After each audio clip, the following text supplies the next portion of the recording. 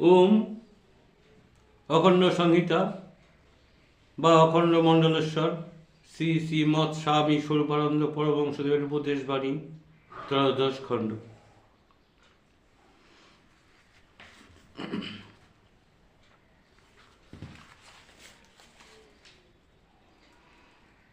জীবন ভরিয়া কে কি করিলাম আর না করিলাম তাহা যদিও একান্ত উপেক্ষার কথা নহে, কিন্তু তথাপি এ কথা স্বীকার করিতেই হইবে যে মরণকালে কে কি করিয়া চলিয়া গেলাম, ইহাই জীবনের সবচেয়ে বড় কথা।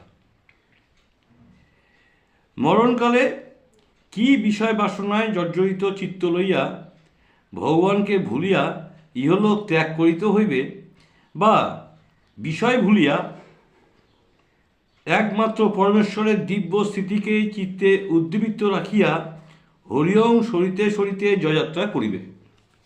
মানুষের জীবনে ইহা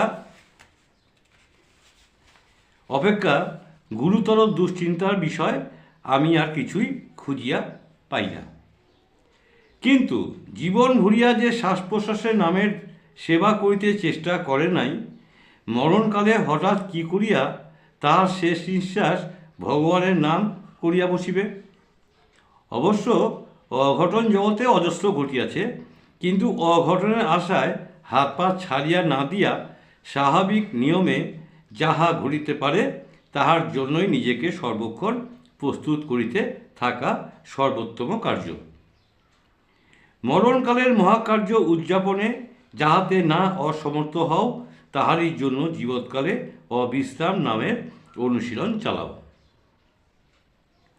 প্রশ্ন হইল, ভগবদ্দর্শী ব্যক্তি শ্রেষ্ঠ না ভগবত ভক্ত ব্যক্তি শ্রেষ্ঠ?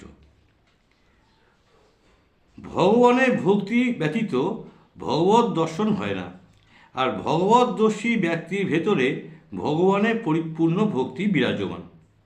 ভগবদ্দর্শী আর ভগবত ভক্তের মধ্যে শ্রেষ্ঠ নিকৃষ্টের প্রশ্ন ওঠেই না। সংসারের প্রতি আসক্তি নাশের উপায় কি?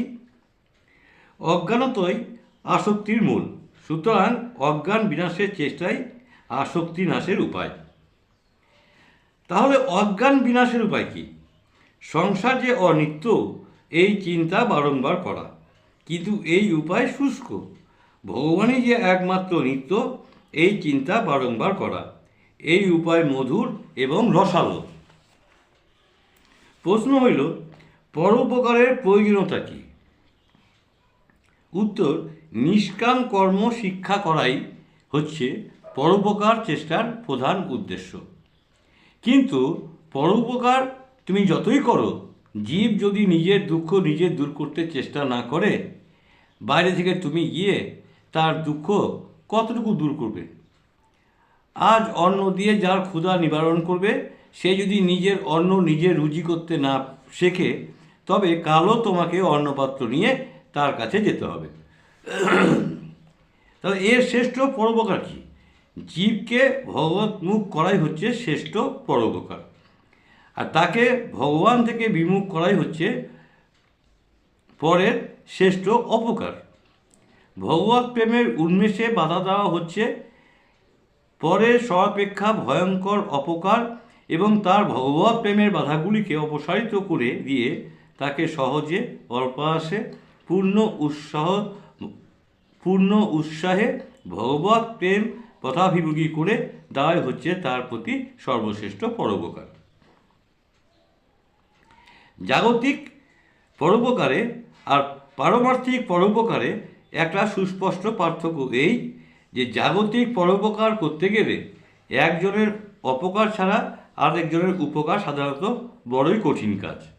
কিন্তু পারমার্থিক পরোপকারের বিশেষত্ব এই যে একজনের উপকারে অপরের অপকার নেই, বরং প্রত্যক্ষে পরোক্ষে অপরের উপকার অবশ্যম্ভাবী।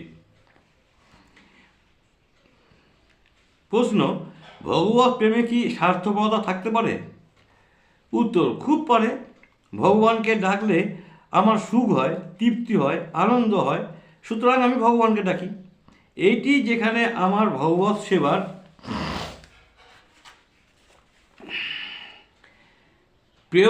প্রেরিতা, সেখানে আমার ভগবত প্রেম স্বার্থপরতা বা আত্মেন্দ্রিয় প্রীতি ইচ্ছা মাত্র। কিন্তু ভগবানকে সেবা দিব তারই প্রীতির জন্য, আমার তৃপ্তির জন্য নয়, এইরূপ যে ভগবত সেবা তাকেই বলা চলে নিষ্কাম ভগবত সেবা বা প্রেম। প্রেমে স্বার্থপরতার বা নিজেকে তৃপ্ত করার আকাঙ্ক্ষার কোনো স্থান নেই। আমি আমার ঠাকুরের সেবা করছি, এতে আমার ভেতরে সুগভীর সাত্ত্বিক ভাব সমূহের সৃষ্টি হতে লাগলো। হাত কাঁপলো, পা কাঁপলো, কেমন আনন্দময় অনুভূতি সব হতে লাগলো এবং প্রেমানন্দের আতিশয্যে হাত থেকে পাখা পড়ে গেল, আরতির বাতি স্খলিত হলো। এতে যদি আমার মনে ধিক্কার না আসে এবং নিজের সুখানুভূতির চেয়েও বড় বলে সেবা কার্যটিকে যদি মনে করতে না পারি, তাহলে আমি স্বার্থপর সেবক। আর আমার সেবা কার্য যাতে সুচারুরূপে সুসম্পন্ন হতে পারে, তার জন্যই যদি নিষ্কপট চিত্তে ভগবানের কাছে প্রার্থনা করতে পারি, হে ভগবান, আমাকে সাত্ত্বিক আনন্দের অনুভূতি থেকে বঞ্চিত রেখেও তোমার সেবা কার্য সুচারুরূপে সম্পন্ন করার সামর্থ্য দাও, তবে বোঝা যাবে যে আমি সত্যই প্রেমিক, আমার প্রেমে কোনো ভেজাল নেই।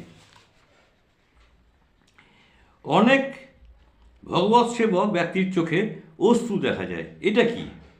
অশ্রু অনেক সময় প্রেমের লক্ষণ, অনেক সময় অভ্যাসজাত ব্যাপার, কিন্তু কোনো সময় প্রেমের স্বরূপ নয়।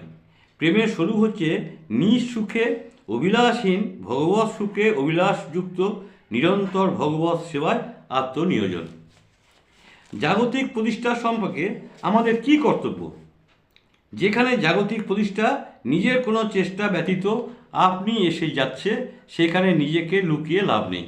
কেননা প্রতিষ্ঠার যে যোগ্য, প্রতিষ্ঠার দেবী তাকে বনের গহন অংশ থেকেও খুঁজে বের করে বরমাল্য গলদেশে অর্পণ করবেই। কিন্তু যে এলো সে দুদিন পরে থাকবে না, এই বোধ রেখেই প্রতিষ্ঠাকে গ্রহণ করা কর্তব্য। শাস্ত্রকারেরা প্রতিষ্ঠাকে শুকরি বিষ্ঠার ন্যায় অপবিত্র জ্ঞানে বর্জন করতে বলেছেন। কিন্তু বর্জন করলে কি হবে?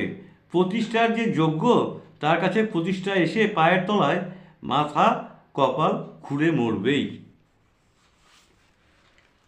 ওম হরি ওম হরি ওম হরি ওম।